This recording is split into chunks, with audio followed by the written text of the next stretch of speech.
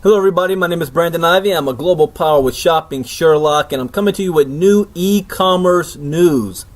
Now this article is very interesting. Today is March 10th. This article came out March 6th. So if you've been following the videos I've been making over the last couple of months, you know, it's like the predictions are starting to come true. Now the title of this article is called Staples to Close 225 Stores as Sales Move Online. So again, I'm in this whole tip to prove that this is not a fad that's taking place, that this is actually a trend, and that whether people like it or not, this is going to take place. It's going to impact all of our lives one way or another, which is why it's good to be perfectly positioned in a company like ours called Shopping Sherlock. But let's take a look at what Staples is doing. Staples has become the second major chain to announce the mass closing of stores this week. The second, providing the latest evidence of how the retail landscape is being remade by shifts in American shopping habits. So it's saying that the landscape is being remade. It's not going back to the way it used to be. It is changing. It is shifting. Why? Because Americans' shopping habits are shifting. The nation's largest office supply company said Thursday that nearly half of its sales are now generated online, and it is working aggressively to cut costs and become more efficient. It aims to close more than 10% of its North American stores by the end of next year, up to 225 stores, as part of a plan to save about $500 million. You know what that means? How are they going to save $500 million? Well, they're going to lay people off, fire them basically. And you know what those people are going to say? The economy is so bad right now. People are losing their jobs. The president is not doing enough to bring jobs back. But what you don't understand is these companies are not going out of business. In fact, they're making more money than ever. Let's continue. Staples chairman and CEO Ron Sargent said his company's stores have fallen short of expectations over the past 3 years. And the company launched a plan last year to fundamentally reinvent Staples. Not go out of business, not close its doors, but fundamentally reinvent it.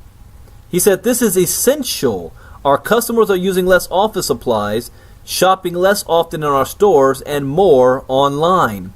And the focus on value has made the marketplace even more competitive. 2 days ago, Radio Shack, which is fighting to update its image, announced plans to close up to 1,100 stores, about a fifth of its U.S. locations, after its losses widened during a dismal holiday season. Again, more people getting laid off. The recession did heavy damage to chains like Staples, and competition from discount stores also hurts. But, and this is a big but, online sales are affecting brick-and-mortar stores across the retail sector, no matter if the company is selling clothes, books, or electronics. So here's the domino effect. When the recession happened and people had less money to shop, they looked for deals, and they found the deals by going online. So you had more increasing people shopping online to save deals, which hurt the store's bottom line because they're not going into the stores paying the high cost. So now what stores are doing, they're going where the retailers are. They're going where the shoppers are. If shoppers are not going into stores to buy, where are they going to buy? Online. So let's start focusing attention on where the shoppers are going. That only makes sense. That only makes business sense. Shoppers are buying online more, and they're also window shopping virtually. So they are making fewer store visits, said Bill Martin, co-founder of ShopperTrack, which tracks data at about 40,000 U.S. stores. He said that's part of the reason the number of stores is contracting, even though overall sales are growing, albeit at a slower pace. I think it's pretty clear that the consumer is evolving and might be evolving at a little faster pace than retail. He said, noting that shoppers can now use smartphones to compare prices during a store visit. Stales Inc. has already shuttered dozens of its North American stores in the past year and said it will close up to 225 by the end of 2015. The company would not elaborate on the number of jobs being cut in the latest round of closings, nor the locations of stores that will close. It has 1,846 stores in North America and Canada, the vast majority in the United States. While it closes stores, Staples is offering more online. It increased the number of product it sells on the website, Staples.com, fivefold in the past year, from 100,000 to 500,000. Sargent expects to triple that total to 1.5 million by the end of this year. What? Look at this. Despite the rising popularity of online shopping, Martin noted that retailers are still opening up new stores. That's going to be short-lived. But here's something that you want to understand. If half of Staples people are shopping online, let me show you how this affects Shopping Sherlock. Well, let's go to Staples.com.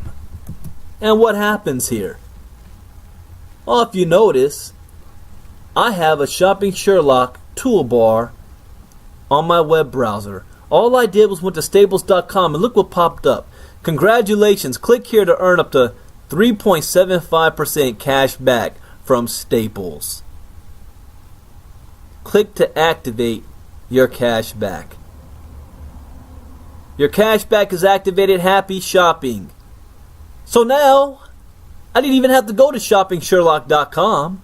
I just went to Staples. And if I buy anything off of Staples, not only am I getting a deal because I'm getting it online, but I'm also going to get cash back from buying it from Staples.com. Shopping Sherlock is perfectly positioned for what's taking place in the world of e-commerce today. Get back to the person who's showing you this or myself, and we will show you how to get your own Sherlock and how to position yourself in this industry. My name is Brandon Ivey, Global Power with Shopping Sherlock. Bye-bye.